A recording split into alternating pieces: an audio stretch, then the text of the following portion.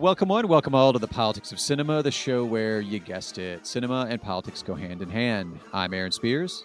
And I'm Isaac Miller. And today we are watching the first of Steve McQueen's small acts film anthology. Film anthology. This is not TV. Mangrove.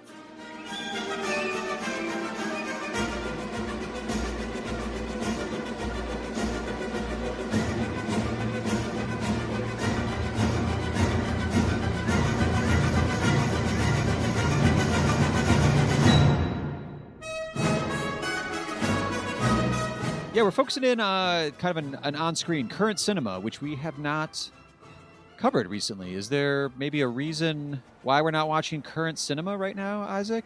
There's several reasons. Some of them economic, some of them psychological, some of them with having to do with the small-scale apocalypse we've been living with for the last nearly a year. There is that thing lingering in the background. I mean, part of it is that I'm basically not paying for movies because I'm unemployed. And so covering stuff where you be pay-per-view, I mean, we could do it. I'm beat this sort of bullshit. Well, I mean, we also have to pay for Criterion Channel and Prime and Netflix and all that stuff too. Sure. So we're still paying for it. Right. No, that's totally true. Here's the other thing. I think we've talked about this before. For me, psychologically, I can't handle movies that. I watched Happiest Season, and that was jarring. And not because of, I mean, obviously there's a lot of interesting queer politics around that movie, and there's been lots and lots of discussion. But what was jarring to me was that these were like people living in the world in their apartments, talking with each other, and then going to a fucking movie at the end of it. And I couldn't handle it. It was just like, no, I can't. Well, no. And all the parties too. It's like holiday season, families are getting together, and in the movie it's 2020, and you're like, no, it's not. No, it's not. What are you doing? It's not 2020. Mind you, I kind of feel like the movie started set in Trump country, so maybe it was. Yeah, there's that too.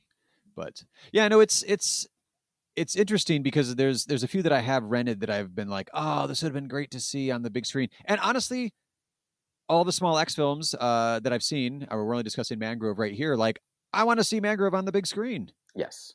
And I feel like in a different world, that may have happened. I think we mentioned on the end of the last episode, but like, this could have been, it's 2 hours. It could have been placed in theaters. And then, hey, in 2 weeks, the rest of these movies are going to start popping up on Amazon. It would have been a great promotional. I mean, I hate to think of theatrical releases as promotional things, which, Netflix has kind of pioneered that. And it kind of, frankly, is to a certain extent.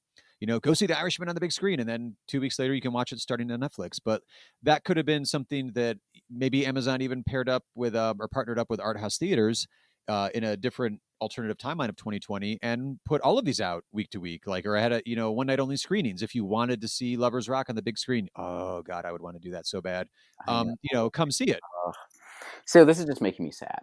I know. So, but anyway, it's also sort of unprecedented in a positive spin on it that we have a major international auteur who's also a politically minded artist who is putting out each week a new film. As you said, it's billed as a film series. This is not a television season. It is a film series that Steve McQueen put together. I guess originally for BBC, but Amazon's got the rights to show it, to stream it here in America.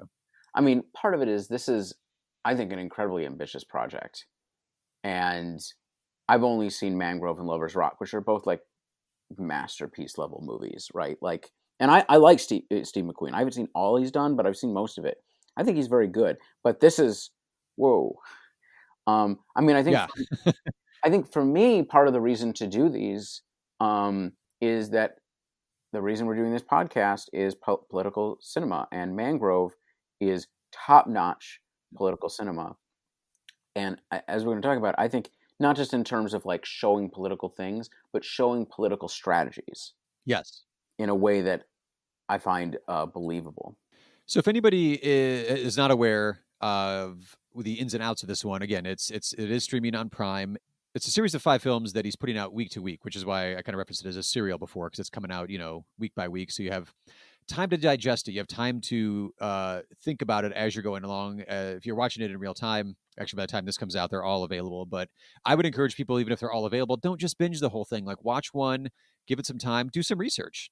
First one, Mangrove, tells the true story of the Mangrove Nine, who 9 different nine different Londoners that clashed with London police in 1970, and the trial that ensued. Which really, this one is the most running time wise film of all the ones that have been released, because it is like right at about 2 hours, I believe, and Mhm. it's 1 hour getting to know the community and the restaurateur and the whole the group that's around it, the community that's around it, and then the clash with the police is pretty much at the halfway point, and then the second half is the trial itself of the Mangrove Nine, which is this the part where we just have to say this is the better artistic representation of the Chicago 7 movie that Aaron Sorkin did with Netflix? Like Amazon one upped him by letting Steve McQueen do a better political version of that.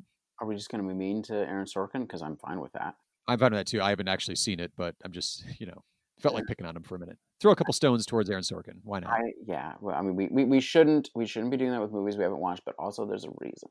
Yeah, there is. I don't want like the epitome. I mean, literally the epitome of lame sort of liberalism in sort of our political film culture, and TV, obviously with The West Wing, a movie that has done legitimate political damage in the world. I don't really want him on my radical '60s history. I just don't want it. Right, right.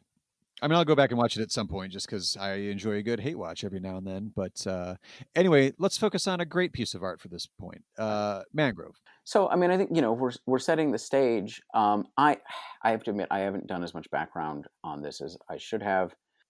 All of these films are set at different time periods and points within the sort of the West Indies, Caribbean community in Britain, and this is set starting in '68 in the Notting Hill neighborhood, in a restaurant, basically a restaurant that becomes sort of a focal point because part of it is that basically the black community there is this is a fight to have any sort of community space that can mean something to you without the police shutting you down, right? Right, right. So what I mean about not doing the background is they're coming. It's interesting because they're coming into the country as citizens, right? So they're all citizens because they're from uh, ex colonies, I would suspect, of Britain, or maybe still. I can't remember when all these things happen. This is bad, right? And then, but and I think they've been encouraged to come. I'm trying to remember what the timeline of sort of like black immigration. Like, there's waves of black immigration to the UK, and Hmm. I think this is one of these things. I could have this wrong, but I think this is one of these things where like these are populations that were encouraged to come because of the needs for labor post-war, and then also once they're there, you don't actually want them, right? Like there's that sort of contradictory back and forth. Yeah. Well, they express that in the movie as well. I mean, the characters do within the movie as well, and it's referenced pretty strongly. The whole idea of like, oh, this is a ex or current, you know, colonizing state, and they're like, oh, well, I can travel here, and maybe there's more opportunity. Also, there's some political instability. I think that a couple characters referenced that they left to seek some stability and possibly a livelihood by heading to this Notting Hill area. During the court scene, it's mentioned that we were invited. Right. But at the same time, this is after Enoch Powell's River of Blood speech. This is a point. I mean, we know going into the '80s there will be massive anti-racist mobilization, or into the '70s there'll be massive anti-racist mobilization Hmm. in Britain, and there will also be the National Front and like open sort of organized fascism as well. So like the tensions are building, right? Yeah, and it builds really, really well within this film too, because you see Frank. I hate to say main character, but he's the restaurateur. He's the one opening the Mangrove. So I kind of think of him as the main character because it's the hub, like you said, for all of the community activity, which is just locals who want good food and want a taste of what they consider to be home and their cuisine. There's also intellectuals that are there. There's activists there. It becomes a real hub for the whole community. Frank, though, then as the main character, I find really interesting because you're following him basically as a local entrepreneur, local restaurateur. He even hints that he came out of like a club scene, or he at least had some other previous establishment that did veer a little bit more, a little bit towards the black market with either, dice games or drug dealing or whatever, and then he wants to run a clean establishment. He wants no trouble with the police, although that's just kind of out of his hands at the point of uh, Notting Hill British society that he's trying to function in here. But there ends up becoming this interesting idea where he gets fucked with by the cops early on, and it slowly escalates. And this building of tension is almost tracked by how much the police are fucking with him. Mm. And at a certain point, he even says to one of the one of the local British Black Panther movement leaders, played by Letitia Wright, she wants him to take a stance, and he actually says that politically he feels like he's very aligned with her and all that, but he feels like taking a stance makes his restaurant is being defined by what the police are doing to him, and he wants it to just stand on its own. Which created this interesting kind of political dialogue in my head where I was like, that's interesting that you could be politically aligned with someone and an ideology, but you aren't actually doing anything about it because of your business. And it's not like he's not saying no because he doesn't want his business fucked with. Like, that's clearly going to happen, I think. Mm. He sees that no matter what he does, but he doesn't want the Mangrove to be like, oh, that place where the police constantly raid it. He wants it to be its own, he wants it to be stand on its own merits. Right. Right. Well, I mean, but it's part, and this is sort of something that's pointed out throughout, is that he is playing a deeper political role than he realizes by creating a community hub, because he didn't plan on creating a community hub. He planned on creating a place that could be his, that wouldn't get shut down. Right. For Right. his and his community. Yeah. Right, for his and his community, because his previous place was had illegal activity going on or whatever, and this time he's not going to allow that to happen. Right.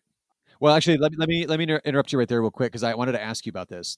So there's I think a quote somebody says at the beginning, and I also wrote it in my notes about midway through because like, oh, I remember that quote from the beginning. There's some character says something about how like leaders don't necessarily know that they're leaders. Leaders are those who are rooted in the community and have the respect of the community without really even trying to be a leader. I'm completely Hmm. paraphrasing that. And they reference it, I think, as being a C.L.R. James quote or an idea at least that he's written about. Yes, that is that. Yeah, that's totally there. And C.L.R. James is a character in the movie, which is great, and specifically is the mentor of Darkus Howe, who's the sort of I mean, he's a lawyer, but he's also sort of the he's sort of the this doesn't sound right. He's almost like the politician of the group in a sense. I mean, he's sort of the celebrity political figure in a small scale, and he's Yes. really like the one who who can. Well, no, that's not true. I mean, I think Latita writes, Althea, who's a member of the British Black Panthers, is also like they're the ones in the group who are more conscious activists, who are like clearly well read and Yeah. know beyond just the sort of the contextualness of fighting back, but they're the ones who understand the bigger picture of why they're doing this. Well, Darkest Howe is the one they watch him like on a national TV show at some point. Yeah, no, he's like he's a big deal, and Yeah. he's seen there with C.L.R. James. Who is C.L.R. James? That was my question. Yes. So C.L.R. James is one of I think one of the great Marxist scholars or Marxist intellectuals of the 20th century, but he's one of I mean there's a series of actually really important radical, like mainly Marxist intellectuals that come out of the Caribbean in the 20th century.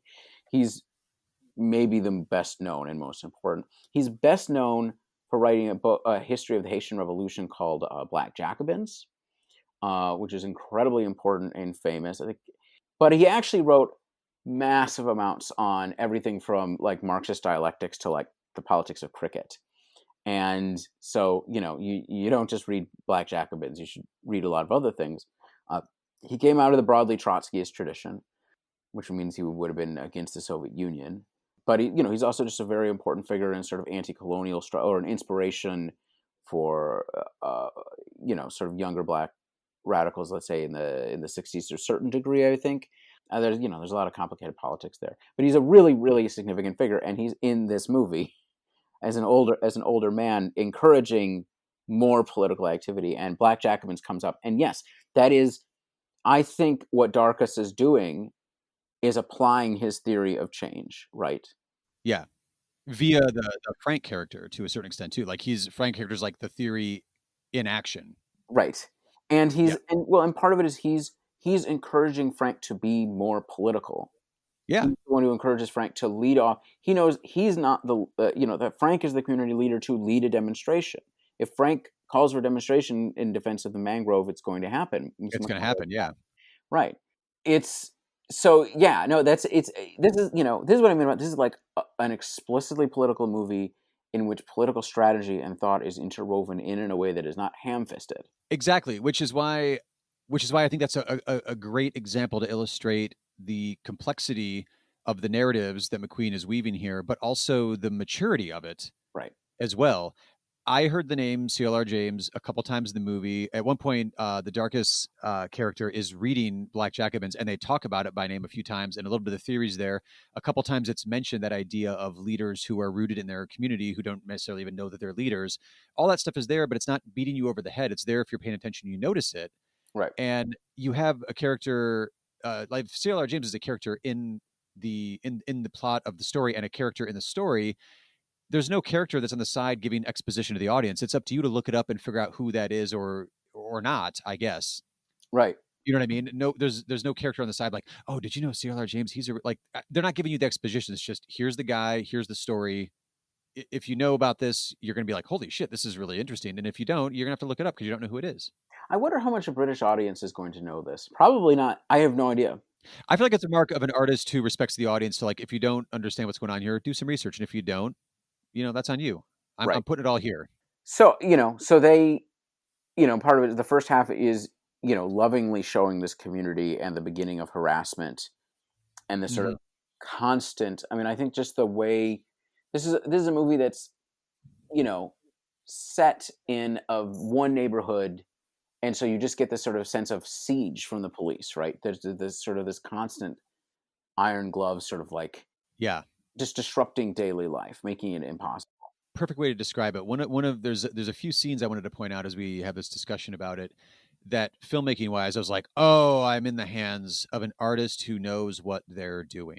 Hmm. One of the raids that they have, it's not the climactic one, which I want to talk about in a second, or at least when we get to it. It's not the one where they're all after the demonstration where they're all sent to jail and then put on trial.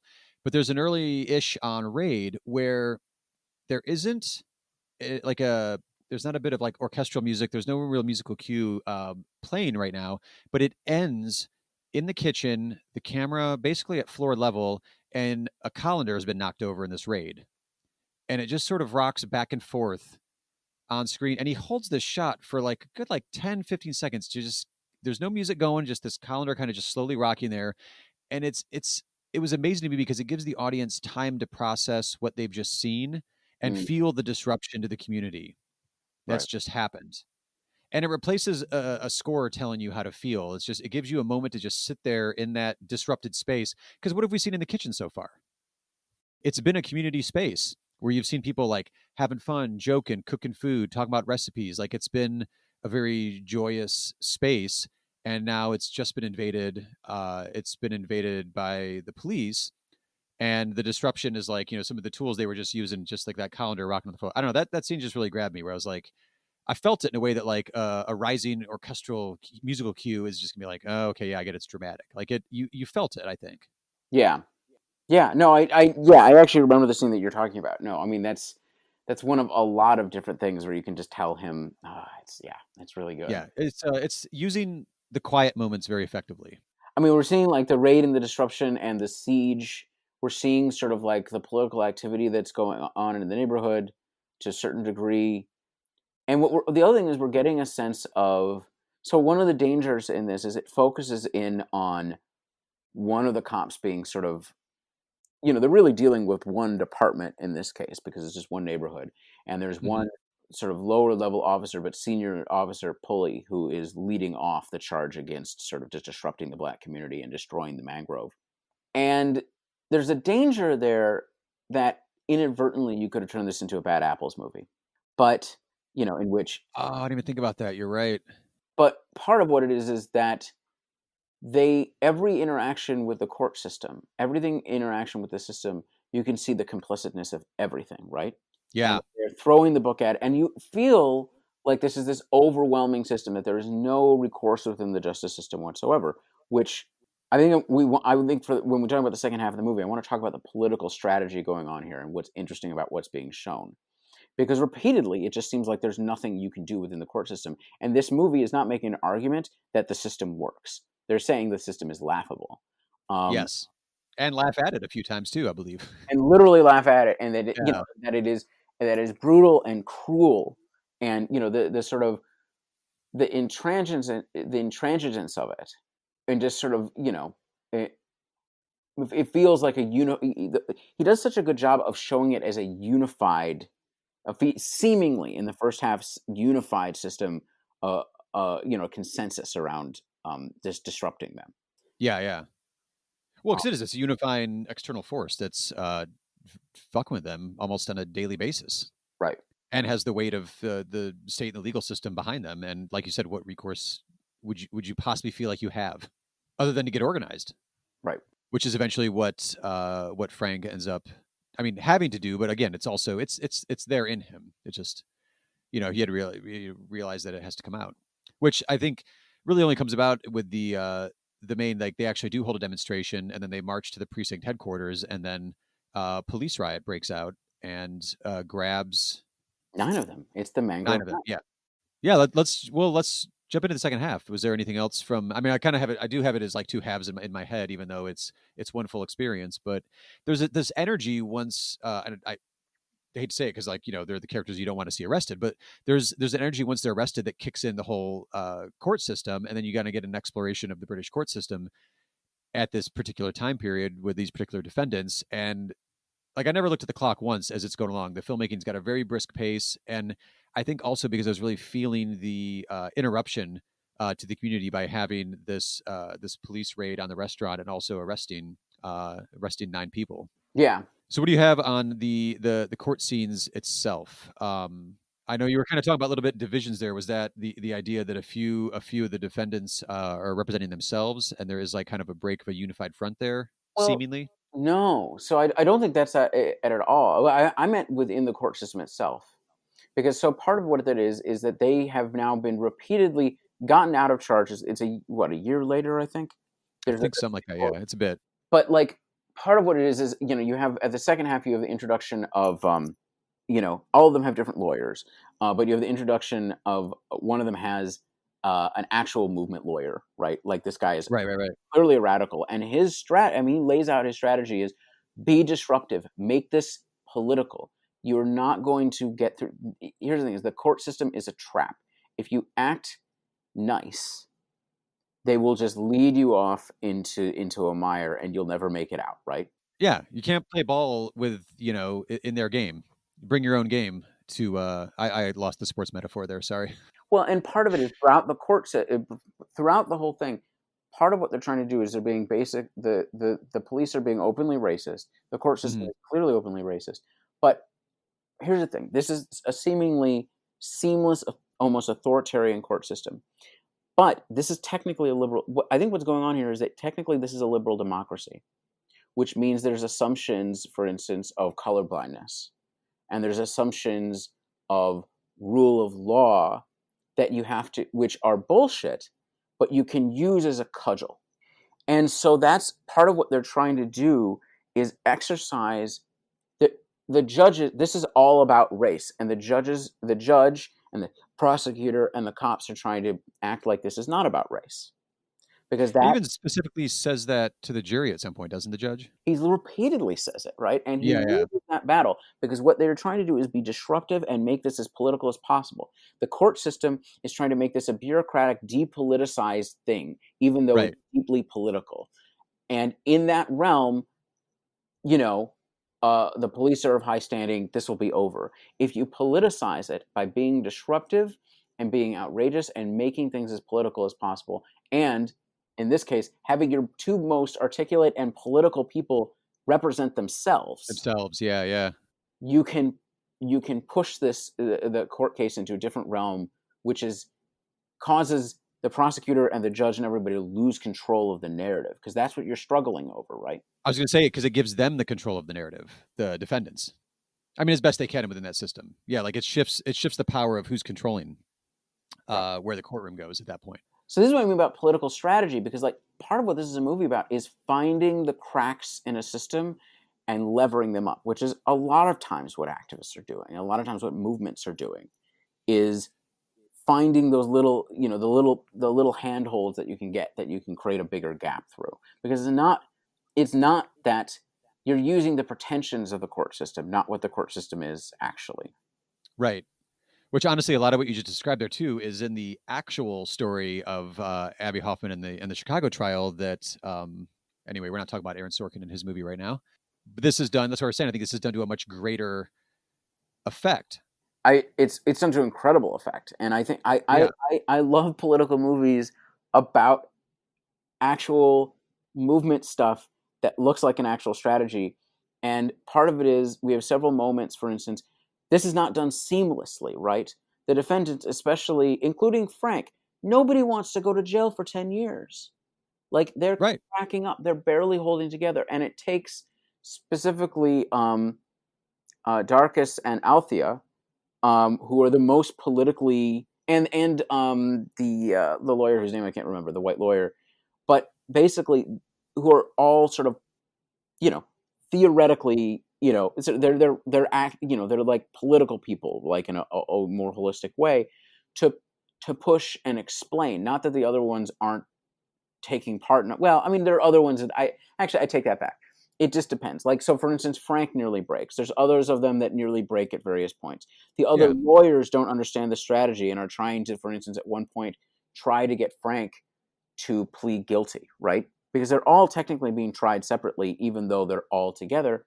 Right. And basically, Althea, Letitia Wright's character, gives this incredible speech talking about what this is about, like 400 years of us being divided, and this lawyer over here is doing that again. You flipping, what is that? Plead what? Guilty. Oh, you better take this freaking man out my face. Move out my face. Is that what you're gonna do? You can't be doing that. Not no, you can't, Frank. He's trying to divide us. For 400 years, people like him trying to divide our people, undermine us. This trial is another way of doing that. Of destroying a strong black movement in this country. We have to stick together as a collective. The Mangrove 9 as a people is what you're telling me, boy. That's all that matters. And then, this is the thing is, and then, so she connects it specifically to the black experience, that the diasporic black experience, right? Mm-hmm. Then she ties it to all political struggle in Britain, pointing out that if this case fails, it will not just be black people who suffer, because all protesters this will make it easier to target all protesters. Well, her first scene in the movie is talking to Asian, in the British racial system, this would be people from the subcontinent, from Southeast Asia, workers in a factory or something, encouraging their labor struggles, right? Right. Good afternoon. My name is Althea Jones. I'm a student studying biochemistry in this country. But today I am here as a member of the Black Panther movement. I've been invited here by your trade union to talk to you about your workers' rights and your power as a collective force. We have discovered and rediscovered the ways in which we can overcome the fragmentation our people have suffered throughout our history. And the way is through joining the struggle and being part of an organized struggle. For it is the struggle actually which makes us whole. So I've come here today to encourage you to actively support your trade union. Because the virtue of lending your voice to collective bargaining is that together we become stronger. So she is, she's a member of the British Black Panthers. That's not a formation that I know very well, but the American Black Panthers are a Marxist organization. They're for class struggle. And so she sees the bigger picture of their struggle within a broader one. Right. And I think Darkus doesn't frame things quite in those ways, but in similar ways. And they have to they don't hold the group together. The whole group does, but they're the ones. There are certain elements of the group, though. Yeah, Like she's practicing what she preaches. She's out there organizing on the streets, in the workplaces, and they contrast that with Darkus, not in a demeaning or ranking their level of worth kind of way, but like he's more the intellectual. He's on TV. He's the new C.L.R. James almost, like doing right. the more big theory head than out there actively doing it. But then as soon as he's given the opportunity, he's able to rise to the occasion because he knows this. Well, I mean, I don't think it's even a matter of rising to the occasion. This is his strength. Like for one, That's what I mean. Yeah, yeah, yeah, yeah. he's this is his strength. He is a trained lawyer, but both of them, it's like very clear they were. I mean, and there's a point where one of them watching what they're doing is like, well, I'm gonna defend myself. It's like, well, you haven't put in the work to do this yet. It's actually not a good idea. You should stick to your lawyer. Right, right, right. But it's not an accident that those are the two who are able to do that. Well, also because he's that inspiring of a figure defending himself. Right. Well, they're the ones. They're also. It's not the lawyers, the trained lawyers. Well, actually, Darkus is a trained lawyer. They're the ones that find the inconsistency within the police testimony. Right, right, right. Oh yeah, there's even I think a look on Darkus's face at a certain point where he's just like he has that aha moment where he's like, "Oh, I got this." Right. Well, because part of it is that there's another lesson here, which is that the police have to fuck up because you can be as disruptive and make it as political as you want, but you're going to probably lose unless you can really discredit the cops. And what they do is they just find lies, like Right. lazy lies. Why are the cops so lazy about doing this? Because they're never challenged. Also, they've done it 1,000 times. They're getting sloppy. Or Right. they not that it's like getting sloppy, I guess, but like they just assume the system's going to be on their side because it always has been. Well, I think they are sloppy, right? Because they have never been challenged on this, right? Right. This is, the system is designed to do this, and then now the system is being turned on them because there's formal structures that you can't totally get out of. Yeah. There's a film, kind of a technical angle to the courtroom scene that I think is interesting. And when I watch this again, I want to check out the first half because I'm pretty sure this holds true in the first half as well. There's a certain kind of framing device that Steve McQueen uses when he's showing like the police versus the community here. When you have the police, specifically, what's the cop's name? The main one? Pulley. Pulley. Specifically, you see Pulley. He gets a lot of solo shots and close-ups. Mm. Sometimes with his partner when they're like out on the beat or whatever. But when it's him speaking, you'll get a lot of him kind of in a close-up or medium shot. Whereas with everybody else, there's a lot more scenes of people together. There's a lot of people sharing the frame as you're watching it. Like when you're at the restaurant, when they're like strategizing, when they're meeting, when they're having obviously when they're at the party, there's a whole party sequence out front of the restaurant with like steel drums and a whole dance party going on. But it's interesting when you see the community that's being harassed by the cops in this movie, you see them visually even represented more as a community. They're sharing the frame together in the scenes. And you don't get that like the judge. Granted, the judge is by himself sitting up, in the judge's seat there. But I thought that was kind of interesting as a filmmaking technique. I thought that was kind of interesting when it's a great visually you're seeing a community because you're seeing them. It's not through montage and editing, although he does use a little bit of that. It's within the frame, and then the police are often, especially Pulley, solo in the frame on their own. So what is it? So what is that doing? I think it just subtly gives people a sense of community. Yeah. I mean, I was thinking about when Darkus is giving his final speech, which is an incredible political speech. So good. Yeah. Incredible political speech. They angle up so that you can see the gallery full of the community there. Yes. So they're back. It's back to him, but he's also raised up as well. I believe that this case has opened issues. It has seared the consciousness of the black community to an extent that the history of Britain cannot now be written without it.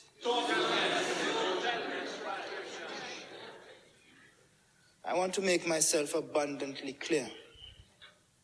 Whatever verdict you come to, I mean it when I say, I don't care. I don't care because I believe history is on my side. So if Riot and Afraid carries that maximum sentence, the sky is the limit. I don't care, I don't care, I don't care. There's a lot of different things. It's good. It's really good. It's the whole package. So I since these movies are coming out kind of week to week, and I had you have time to like look into things. I hadn't really given too much thought, but after this first one, I was like, wait, is he basing all of these on true events? Like, is it all like inspired by real things? So all five, I don't think we've actually mentioned them. So you've got Mangrove is number one, Lovers Rock is the number two, Red, White, and Blue is three, Alex Weedle is number four, and Education is five. And so if you go through and look at the basic synopsis of that, he's taking all these, which is again exploring, what is it, like 60, 70? So he's exploring like 3 decades worth of life of the West Indies community in London specifically. They're not all specifically in Notting Hill, but it's around there. He's actually taking inspiration from real life events, if not actually just adapting real life Right. throughout all of these, which is such a amazing canvas that he's working with here and building. Right. No, I mean that's just is like you're getting. I mean, I think maybe we're sort of closing up a little here.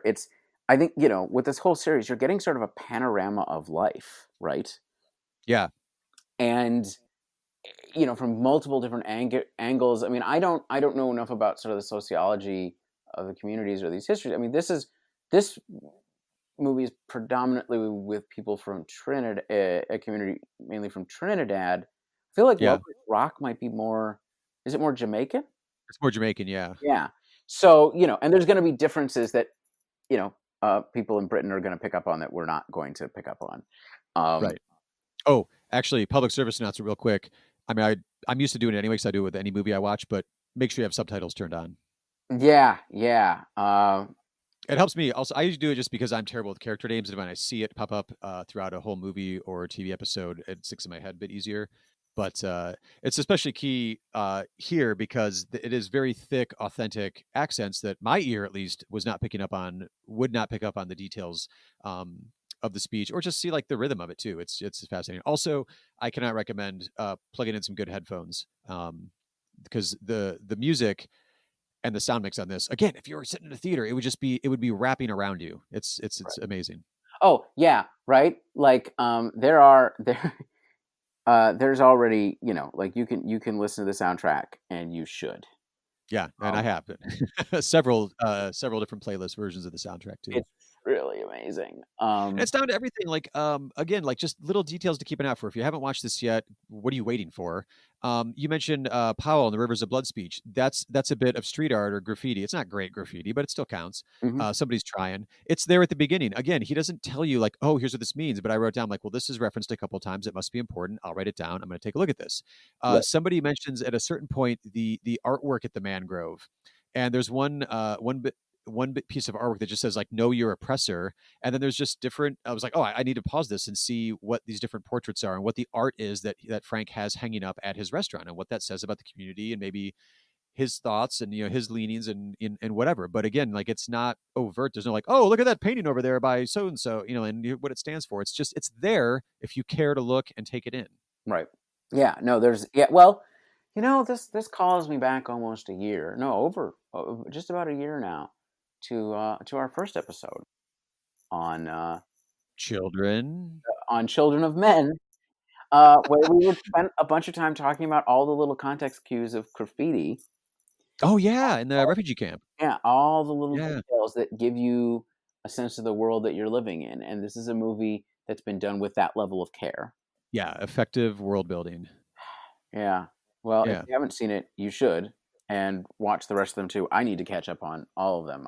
I've only seen Mangrove and Lovers Rock, which we will have to talk about because It's so good. it's so It's so good. good.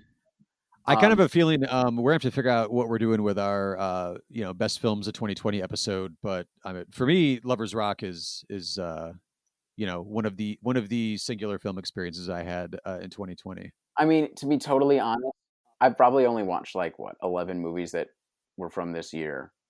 And Well, that's the thing too. I need to check in and see what the actual list of this year is.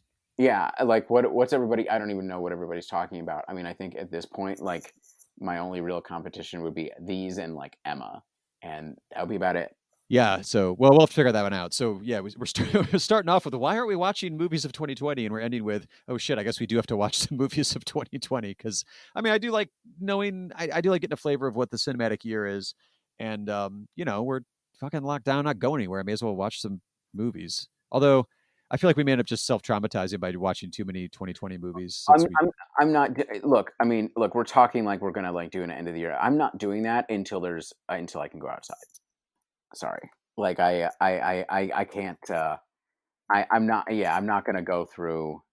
I don't know. Oh, you're not able to like go through any of the 2020 stuff. I don't. I mean, I'm gonna sort of start to, but I don't think I can put together a list or anything. I don't know. I think we should just write it off. As a lot of people have suggested for 2020 already, we are not alone in that, I guess. So, Yeah, screw this year. all right. Well, that is Mangrove, the first movie in the Small Axe film series that Steve McQueen, the auteur, has been putting out and is out. Actually, by the time you're listening to this, they're all out. I do recommend, don't binge the whole thing in an evening or 2 evenings. Give it some time to breathe. Give it some time to think. Look up some stuff. Listen to some kick-ass music in between. I would say is a good way to spend your time. But it's definitely something to dive into as soon as possible, and then stick with it because McQueen knows what he's doing, and it's a rewarding experience. So. Before we sign off, though, we do want to remind everybody, if you don't mind, if you enjoy the show, rate and review the show in whatever podcast app you're using. And if you enjoy it enough, why don't maybe tell a friend or two or three, share a good movie watch with them, and then get an interesting discussion going afterwards. We're also up and running on Twitter, Instagram, Facebook, Letterboxd, the usual social media applications. There are apps, I guess, the usual social media platforms. So give us a follow. The link's in the show notes there. We got some stuff that we're posting there that is totally separate from the show. So if you want to dive into politics of cinema, kind of cinema view, we've got you covered in what we're posting there as well. So until next time, I am Aaron Spears. And I'm Isaac Miller. Stay safe out there. It's like winter now, and everybody forgets how to drive.